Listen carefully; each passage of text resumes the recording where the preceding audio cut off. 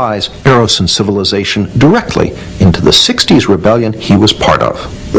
Marxism is a bankrupt creed and was bankrupt by the 50s or earlier. People understood it didn't work. There was no working class that was going to make a revolution. Capitalism, people were happy with capitalism, basically because it spread more money to more people than any other system in history.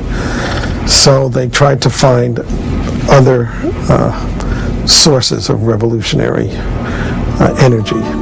And one was the idea of sexual repression on the 60s. I mean, it was a way of, people always think up complicated theories to, do what they want to do. People wanted to do a lot in the 60s, so Herbert Marcuse, gave them the intellectual justification for having a lot of sex with a lot of people a lot of the time. That's what Eros and Civilization, that's the title of his famous book on it, is about.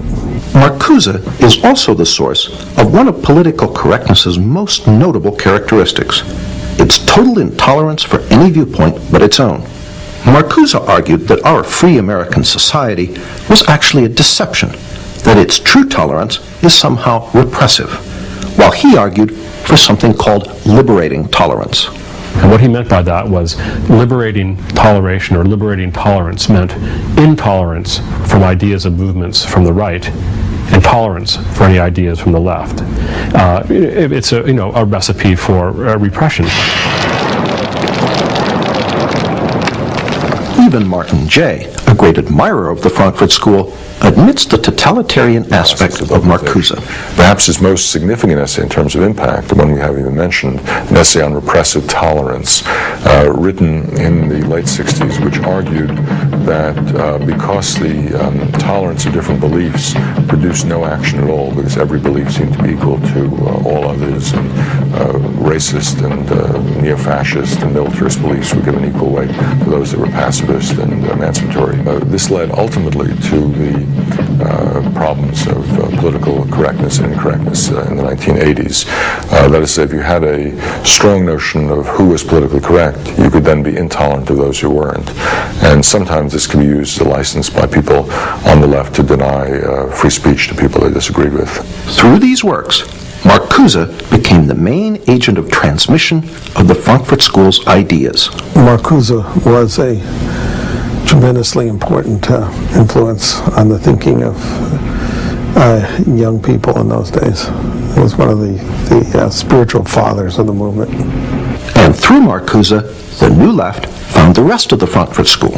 And then in the 1960s, they were rediscovered by students who looked back at the work they'd done and rediscovered a source of a non-traditional, non-communist Marxism, which they found as an inspiration for the student movement in the 1960s. Jay pays Marcuse the ultimate compliment as a revolutionary. He became a kind of celebrity. I mean, in Paris, there were banners that said Marx, Mao, and Marcuse. So he was, luckily because of the alliteration, up there with a couple of pretty heavy hitters. And the consequences of the Frankfurt School's work now engulf us all. Martin Jay pays them due credit.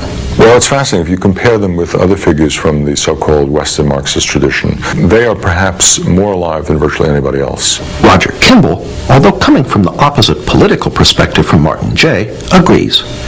The institution of the ideas of radical multiculturalism in the academy and what you might call its enforcement wing, namely the ideology of political correctness, testify to the vitality of some of those ideas, some of the ideas of the Frankfurt School.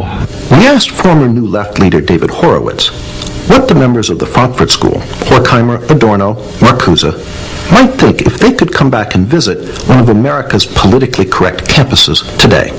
Well, I'm sure they would be thrilled because they would be, gods.